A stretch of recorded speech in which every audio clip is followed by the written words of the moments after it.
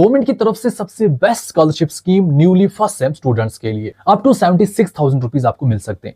अब इसमें कौन से फर्स्ट सेम वाले बच्चे आ जाते हैं? जो भी न्यूली 12th पास स्टूडेंट्स हैं, अभी अंडर ग्रेजुएट फर्स्ट सेम में एडमिशन ली हुई है।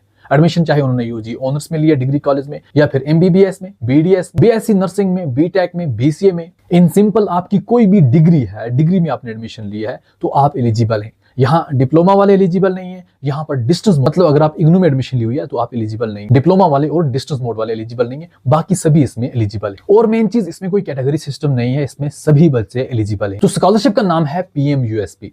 अब पीएमट्रिपल को भी पीएमयूएसपी बोला जाता है, बट ये पीएमट्रिपल नहीं है, ये अलग स्कॉलरशिप है पीएमयूएसपी, जिसकी रजिस्ट्रेशन की लास्ट डेट 30 सितंबर है। पहले बात करते हैं स्कॉलरशिप कैसे मिलती है, कितनी मिलती है, फिर एलिजिबिलिटी पे जाएंगे, फिर फॉर्म कैसे सबमिट करना है वो भी मैं आपको बताऊंगा। तो इस वीडियो को एंड तक देखना और अपने बाकी फ्रेंड्स तक भी शेयर कर देना। अगर हम बात कर रहे हैं स्कॉलरशिप कितनी और कैसे मिलती है, अभी आप एज अ फर्स्ट सेम में जब अप्लाई करोगे, फिर उसके बाद आपकी सिलेक्शन हो जाएगी, चलो जी आप एलिजिबल हो, आप यहाँ पर सिलेक्ट हो गए स्कॉलरशिप के लिए, तो आपको अपने फर्स्ट ईयर में 12,000 मिलेगा। अब आप बोलोगे हमारी डिग्री तो ईयर वाली नहीं है, सेमेस्टर वाली है। फर्स्ट ईयर को आप समझो first and second same, second year को आप समझो third and fourth same, third year को समझो फिफ्थ और सिक्स्थ सेम, फोर्थ ईयर को समझो सेवंथ और एट्थ सेम। तो इस तरीके से आप समझ सकते हो ईयर वाइज। यहाँ मैं बात ईयर वाइज करूंगा। फर्स्ट ईयर में आपको 12,000 मिलेगा। फिर सेकंड ईयर में दोबारा से आपने अप्लाई नहीं करना है, सिर्फ आपने रिन्यू करना, और दोबारा आपको सिलेक्शन नहीं होगी। सिंपल आपका देखा जाएगा, आपकी प्रीवियस जो क्लास है वो पास हो चुकी है 50% से ज्यादा मार्क्स से, तो आपको सेकंड ईयर में ऑटोमेटिकली 12,000 और मिल जाएगा।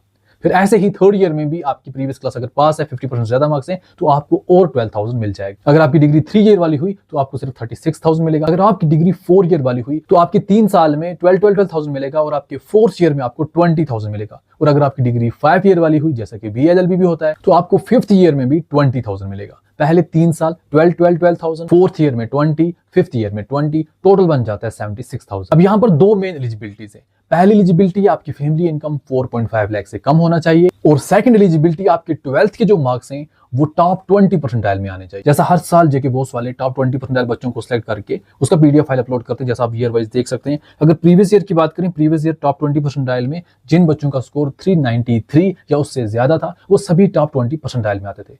अब इस साल कितने आएंगे, कौन से होंगे, अभी तक पीडीएफ फाइल नहीं आई है। जैसी आएगी मैं आपको इन्फॉर्म कर दूंगा, क्योंकि उससे आपको पता चल जाएगा कि आप एलिजिबल हो या फिर नहीं। फिर उसी हिसाब से आपने अप्लाई भी करना है। जब आप इसके लिए अप्लाई करोगे तो उसमें आपको जो रोल नंबर अपना 12th का लगाना होता है, जो टॉप 20 परसेंटाइल में ये रोल नंबर के पीछे कोड लगा होता है, इस कोड का भी आपने इस्तेमाल करना होता है, तभी आपका रोल नंबर वेरीफाई होता है। तो जैसे ही टॉप 20 परसेंटाइल की पीडीएफ फाइल आएगी आपको मैं इन्फॉर्म कर दूंगा, फिर उसी के बाद आपने अप्लाई करना है। अभी तो आप अप्लाई कर ही नहीं सकते। और इस स्कॉलरशिप के लिए भी आपने एनएसपी पोर्टल पर अप्लाई करना है, क्योंकि ऑल इंडिया की जो भी स्कॉलरशिप होती है उसके लिए गवर्नमेंट ऑफ इंडिया ने एक ही पोर्टल रखा है, एक ही वेबसाइट रखी है, एनएसपी। तो इस स्कॉलरशिप के लिए भी आपने इसी पोर्टल पर अप्लाई करना है, क्योंकि ये सेंट्रल गवर्नमेंट की तरफ से आपको स्कॉलरशिप मिलती है।